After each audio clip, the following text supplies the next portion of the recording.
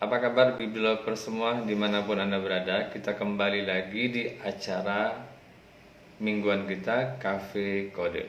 Kali ini kita akan mengulas masalah RUU Cipta Kerja atau RUU Omnibus Law yang baru-baru ini disahkan oleh DPR RI. Tapi sebelum disahkan sudah terjadi pro dan kontra terhadap undang-undang ini sampai akhirnya DPR RI menggelar sidang paripurna dan mengesahkannya pada tanggal 15 Oktober beberapa waktu yang lalu. Pasca pengesahan itu kembali lagi terjadi penolakan, terdapat demo besar-besaran menolak Undang-Undang Cipta Kerja Omnibus Law ini. Malam ini kita akan bahas bersama Bung Zul Armain Aziz tentang pasal-pasal yang krusial dalam undang-undang ini. Ya, kita Bung Zul Armain Aziz untuk bersama kita membahas Omnibus Law Cipta Kerja yang baru-baru ini disahkan oleh DPR RI. Assalamualaikum, Bang Zul, apa kabar Bang? Waalaikumsalam warahmatullahi wabarakatuh. Selamat malam, Ed. Ya, lagi sibuk apa nih sekarang Bang? Biasa, biasalah, continue aja. Kondisi COVID ini kan kita harus biasa, Ed. Ya, sidang-sidang masih tetap berjalan ya walaupun kondisi pandemi ya Bang? Alhamdulillah, jalan. Jalan ya Bang, oke. Jadi tanggal 15 Oktober kemarin DPR RI baru saja mengesahkan sebuah undang-undang, sebuah rancangan undang-undang Omnibus Law Cipta Kerja. Nah, kita yang akan kita bahas pada malam hari ini adalah apa sih yang namanya Omnibus Law itu? Kemudian apa saja pasal-pasal yang krusial yang terdapat dalam Omnibus Law Cipta Kerja yang baru disahkan oleh DPR RI belum lama ini. Sekarang undang-undang itu sudah diserahkan kepada pemerintah, nanti pemerintah akan mengesahkannya. Nah, setelah itu nanti kan menurut salah seorang pejabat di Presiden Jokowi dia mengatakan kalau orang bisa mengajukan keberatan jika tidak setuju atau ada pasal-pasal yang keberatan pada undang-undang ini. Nah, itu nanti kita minta tolong Bang Zul juga bagaimana kalau orang tidak setuju untuk mengajukan keberatannya. Itu nanti kita bisa uraikan di sini ya Bang ya. Iya, oke. Ya, oke. Sudah siap Bang ini? Posisinya sudah aman ya? Ya. Ya, oke.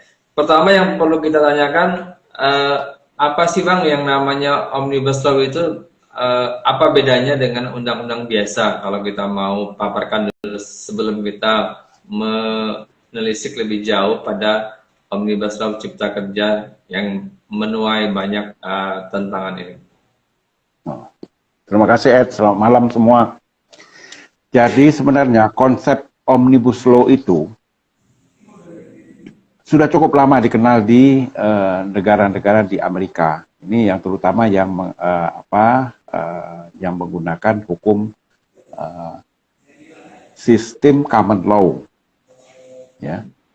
Di Indonesia itu belum begitu dikenal. Tapi kalau di Amerika, di Kanada dan lain sebagainya itu yang menggunakan sistem common law Inggris itu mereka sudah mengenal itu namanya Omnibus Law. Di Indonesia ini kan baru dikenal nih, baru-baru begitu Pak Jokowi diangkat sebagai presiden, beliau akan menciptakan Omnibus Law, jadi menyatukan satu undang-undang itu menjadi satu. Sebenarnya kalau boleh juga disebut bahwa Omnibus Law ini adalah undang-undang sapu jagat. Oke, undang-undang sapu jagat. Ya. Nah, sebenarnya yang dimaksud dengan omni itu kan menyatu, omni. Kata bahasa Latinnya itu menyatu, omni itu. Itu biasanya digunakan untuk dunia perfilman. Jadi film-film pendek itu jadikan satu, menjadi film yang kolosal gitu loh. Nah, itu omni itu sebenarnya. Dikenalnya begitu. Ya, tapi omnibus law itu menyangkut masalah hukum itu berserakan di mana-mana dijadikan satu. Jadi semacam kodifikasi, jadikan satu gitu loh. Nah, cuman permasalahannya sekarang menjadi satu ini kan semua satu sekian ribu beberapa undang-undang itu jadikan satu. Maksud pemerintah juga baik sebenarnya. Sebenarnya baik pemerintah. Supaya apa? Supaya terkoordinir semuanya. Kan selama ini kan banyak undang-undang yang antara satu dengan yang lain itu kan kontradiksi. Tujuannya sih baik sebenarnya. Tujuannya.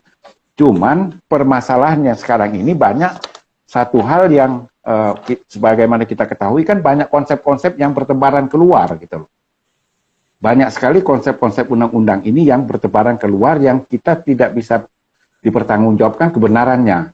Nah, inilah yang membuat masyarakat sebenarnya masyarakat yang tidak mengerti apa yang dimaksud omnibus law dan apa sebenarnya yang diatur dalam undang-undang itu kan masyarakat nggak ngerti. Masyarakat cuma tahunya masalah tenaga kerja. Sebenarnya kan bukan itu aja.